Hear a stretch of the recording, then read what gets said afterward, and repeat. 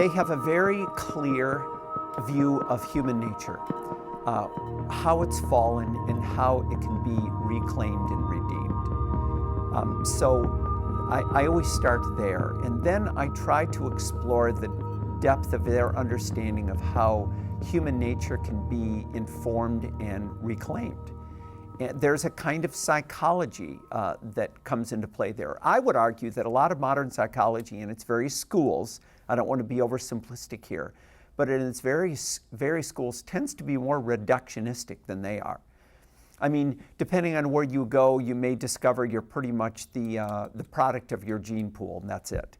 Or it could be you're pretty much the victim of your background, and that's it.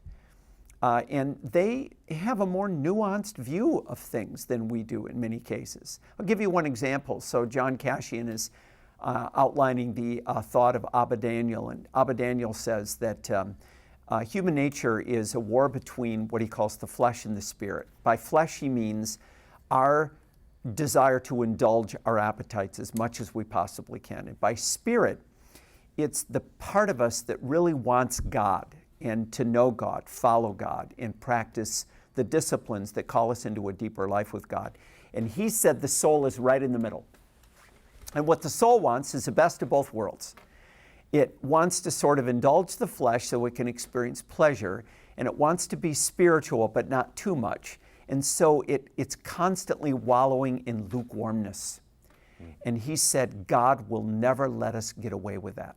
And so one of the things, the tools that God uses is adversity to break us of our lukewarmness and to move us gradually toward a deeper life with God so that we become more, spiritual, I guess you could call it, but never at the, but not indulging pride at the same time. And that's why the spiritual journey, he says, has to be hard and long. Easy success leads to spiritual pride, and that's the most damnable vice of all.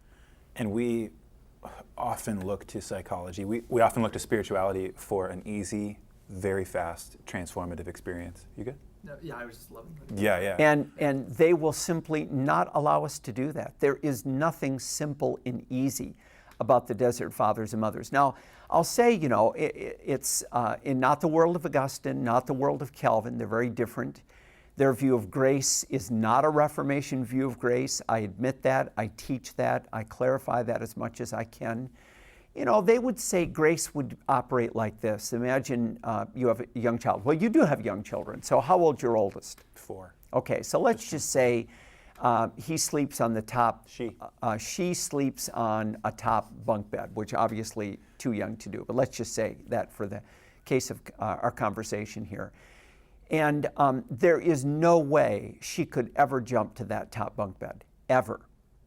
And so playing with her and encouraging her and loving her, you say, jump, and Daddy will help you get to the top bunk bed.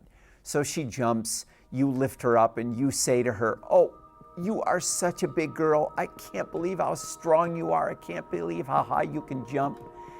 Well, of course, she didn't do anything to get to that bunk bed, top bunk bed. You did it all.